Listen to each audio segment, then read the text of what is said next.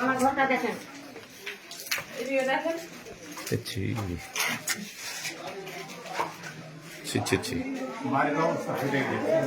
সব ফেটে গেছে। আমরা কোথায় থাকবো?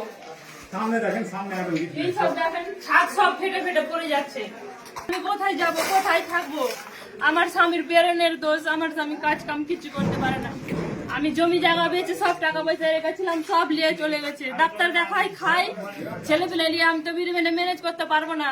আমার সব নিয়ে চলে গেছে। আমার গহনা ছিল, মেয়ের নেকলেস ছিল, আমার ছিল মালা ছিল, দুজন কানের ছিল, সব নিয়ে চলে গেছে। টাকা পয়সা, আমার বস্তা ভর্তি চাল ছিল, কিচ্ছু নাই ঘরে, এক বস্তা পেঁয়াজ সব নিয়ে চলে গেছে। আমার স্বামী তো বেরেনের দোষ বলে কাজও কম করে আগে হয়নি। কিসের জন্য হচ্ছে? আমরা ছেলে মেয়ে নিয়ে কোথায় যাবো? ওই বাচ্চা ছেলে নিয়ে কোথায় থাকবো? এইসব পুড়িয়ে দিয়েছে। তো কি নিয়ে থাকবো? কে এইসব করেছে আমাদেরকে? আমার স্বামী উচ্চ নিচে কাউর সঙ্গে কথা বলতে জানে না। আমার ঘরে এসে সব চিন্তাই করলো, পরে নিয়ে গিয়ে না আগুন দিল, চিন্তাই করে নিয়ে গেল। আগুনটা না দিত তবে তো আমি থাকতে পেতাম দুটো ছেলে মেলে নিয়ে। আমরা এখন কোথায় যাব? ছোট ছোট ছেলে নিয়ে কোথায় যাব? কি খাবো? আমাদের 3 দিন থেকে আমরা অনাহারে আছি। এই সব বাচ্চারা নিয়ে এখন তো মুখ শুকিয়ে গেছে সব ছেলেদের। কোনো খাওয়া দাওয়া করেনি, কোনো খাবারের ব্যবস্থা নাই। আমরা কি করে থাকবো?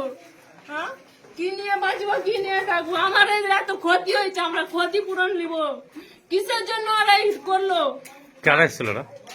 কারা এসেছিল? কারা এসেছিল? ওই বাইরের কারণ সব।